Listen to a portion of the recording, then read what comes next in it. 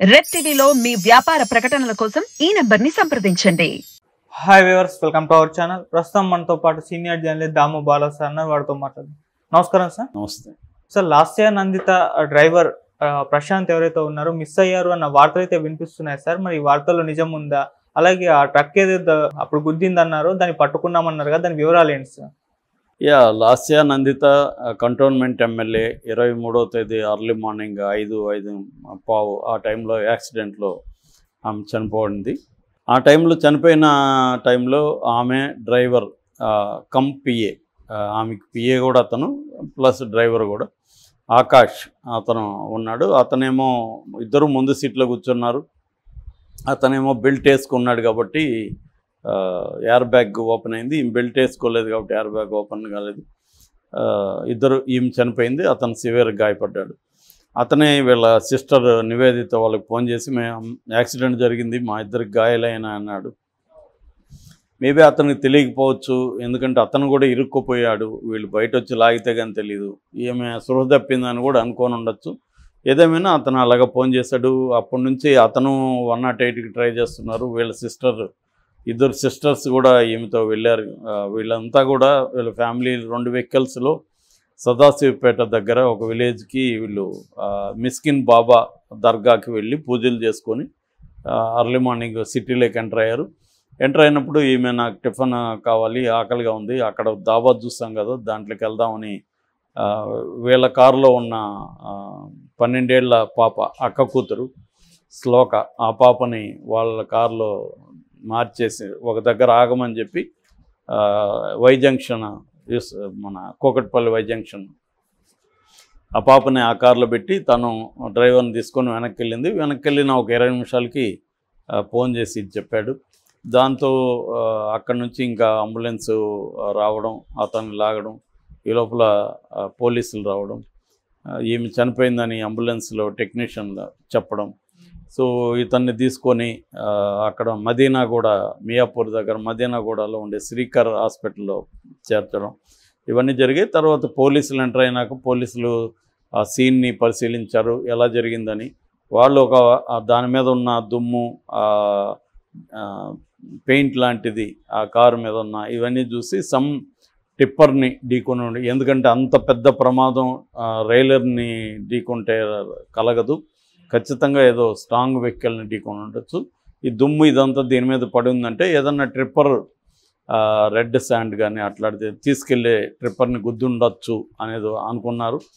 దాని నుంచి వాళ్ళ ఆ దిక్కుగా టిప్పర్స్ ఎగ్జిట్ ఉంటుంది కాబట్టి టోల్ ఎగ్జిట్ దగ్గర సీసీటీవీలని పరిశీలించారు. ఆ టైంలో ఒక 6 టిప్పర్లు వెళ్ళినట్టుగా తెలిసింది.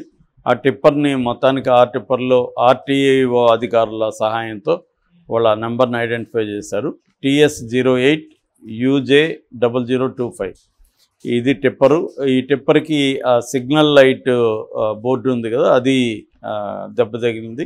తర్వాత దానికి గార్డ్గా పైన ఉంటుంది, అది కూడా బాగా డ్యామేజ్ జరిగింది. ఆ డ్రైవర్ని తీసుకొని విచారించారు పోలీసులు. విచారిస్తే టిప్పర్ డ్రైవర్ ఇలాగా గుద్దుకునింది, నేను ఇంక భయపడి వెళ్ళిపోయాను అని చెప్పాడు.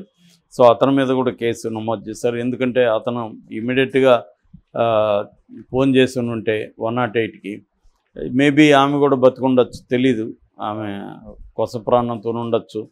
వాళ్ళని అప్పుడే కానీ చేస్తుంటే, ఎందుకంటే లేట్ అయింది, వీళ్ళకి అసలు ఆ డ్రైవర్కి చాలాసేపు 108 దొరకలేదు.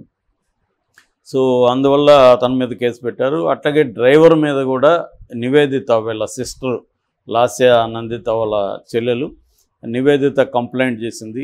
డ్రైవర్ కావాలని యాక్సిడెంట్ చేశాడా లేకపోతే నెగ్లిజెన్స్ వల్ల చేశాడా, ఏదైనా డ్రైవర్ కారణం అనేది. రెండోది మాకు ఫాల్స్ ఇన్ఫర్మేషన్ ఇచ్చాడు, ఇద్దరు యాక్సిడెంట్ అయింది అని చెప్పాడు తప్ప ఇంత సివియర్ యాక్సిడెంట్ అనేది అతను చెప్పలేదు. సో అని కంప్లైంట్ ఇచ్చారు. ఇతని మీద IPC 304A కింద కేసు పెట్టారు. అయితే ఇప్పుడు కొత్తగా ఒక వార్త ఏమనిపిస్తుందంటే ఇతను మిస్సింగ్ అని అంటున్నారు. ఎవరు? ఆకాష్ కనిపించట్లేదని. అందువల్ల ఇప్పుడు పోలీసులు వెతుకుతున్నారని చెప్తున్నారు. అయితే అతను కనిపించకపోవడానికి ఒక కారణం ఉందని వాళ్ళ ఇంట్లో వాళ్ళు చెప్తున్నారు. అదేంటంటే లాస్య నందిత ఎమ్మెల్యే కాబట్టి వాళ్ళ బీఆర్ఎస్ శ్రేణులు వాళ్ళు ఇతని మీద కోపంగా ఉంటారు, ఇతనే చేశాడని కూడా పుకార్లు వచ్చాయి కాబట్టి అతను తన మీద ఏమన్నా దాడులు చేస్తారేమో అని చెప్పి అతను భయంతో ఎక్కడో దాక్కున్నాడు, ఖచ్చితంగా పోలీసులకైతే అందుబాటులోకి వస్తాడు, ఈ భయం వల్ల అతను దాక్కున్నాడు, అతనికి సెక్యూరిటీ కావాలి అనేది కొంతమంది చెప్తున్నారు. ఏదేమైనా ఖచ్చితంగా అతనికి సెక్యూరిటీ ఇవ్వడం, పోలీసులు అతన్ని ఇంకా లోతుగా విచారించాల్సిన అవసరం ఉంది. అయితే ఇప్పటివరకు అతన్ని విచారిస్తే అతను ఏం చెప్తున్నాడంటే నాకు కళ్ళు బయలుగమ్మాయి, నాకైతే ఏం తెలియదు, గుర్తులేదు ఏమి అని చెప్తున్నాడు. మేబీ అది ఒక ట్రామా అంటారు, ట్రామా తర్వాత పోస్ట్ ట్రామాటిక్ ఒక మెంటల్ డిసార్డర్ కూడా జరుగుతుంది, పిఎస్టిడి అంటారు. ఈ పోస్ట్ ట్రామాటిక్ మెంటల్ డిజార్డర్ ఒక్కోసారి టెంపరీగా ఉంటుంది, అప్పుడు మెమరీ కూడా కంప్లీట్గా రికవర్ కాదనమాట, స్లోగా వస్తుంది. సో ఒక్కోసారి రాకుండా కూడా పోవచ్చు. ఏదేమైనా అతను నిజం చెప్తున్నాడా లేదనేది టిప్పర్ని అయితే ఢీకొన్నారు, క్లియర్గా తెలుస్తుంది. మరి టిప్పర్ని ఇతను ఢీకొన్నాడా, టిప్పర్ ఏమన్నా రివర్సల్ ఇతను దాన్ని కొట్టిందా అనేది ఇంకా డ్రైవర్ని కూడా విచారిస్తున్నారు. ఇప్పుడే వాళ్ళు అన్ని విషయాలు ఇంకా పోలీసులు బయట పెట్టట్లేదు. డిఎస్పీ రవీందర్ రెడ్డి ఏం చెప్పాడంటే మేము ఇంకా విచారిస్తున్నాము, దాని తర్వాతే డీటెయిల్స్ బయటికి చెప్తా ఉంటున్నారు. మేబీ ఈరోజు ప్రెస్ మీట్ ఏమైనా పెట్టి చెప్పే అవకాశాలు ఉండొచ్చు. ఉంటే మాత్రం ఇది ఏమన్నా కుట్రపూరితంగా జరిగిందా లేదా అనేది వాళ్ళు బయట పెట్టాల్సి ఉంటుంది.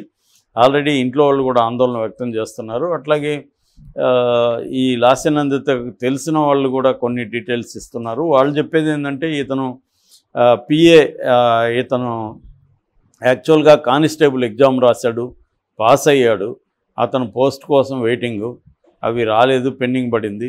అందుకని అతను ఒక ఫ్రెండ్ ఈ అమ్మాయికి చిన్నప్పుడు చైల్డ్హుడ్ ఫ్రెండ్ ద్వారా దీంట్లో జాయిన్ అయ్యాడు. ఆ ఫ్రెండ్ రికమెండ్ చేశాడు. ఎందుకంటే లాస్య నందిత ఈ ఎన్నికల్లో గెలిచిన తర్వాత ఆమె 2 వెహికల్స్ కొనింది, స్కార్పియో ఒకటి, ఎక్సెల్ ఇదొకటి 3-6 ఎక్సెల్ 6 మారుతి, ఈ 2 కొనింది. అక్కడేమో ఆమె నల్గొండ సభ నుంచి రిటర్న్ వస్తున్నప్పుడు నార్కట్పల్లి దగ్గర ఆటోని గుద్దుకొని అందులో ఒక హోమ్ గార్డ్ కూడా చనిపోయాడు ఆ యాక్సిడెంట్లో. అందులో శేఖర్ అనే డ్రైవర్ ఉండేవాడు. సో ఆ కారు డ్యామేజ్ అయింది. శేఖర్ను కూడా ఆమె మార్చేసి వాళ్ళ చెల్లెల కారు నడపమని చెప్పి తను వేరే డ్రైవర్ కావాలంటే వాళ్ళ చిన్ననాటి ఫ్రెండ్ ఇతన్ని రికమెండ్ చేశాడు. ఇతన్ని పిఏగా ఫస్ట్ అనుకున్నారు. తర్వాత ఇప్పుడు ఈ కారుకి కూడా ఎవరు డ్రైవర్ లేడు కాబట్టి ఇతన్ని డ్రైవర్గా కూడా తీసుకున్నారు. సో అలాగా ఇతను నిజానికి ఇతను ప్రొఫెషనల్ డ్రైవర్ కాదు ఇతను, కాబట్టి ఇతను అది చెప్పి క్లియర్గా డ్రైవర్గా ఉండకుండా ఉండాల్సింది.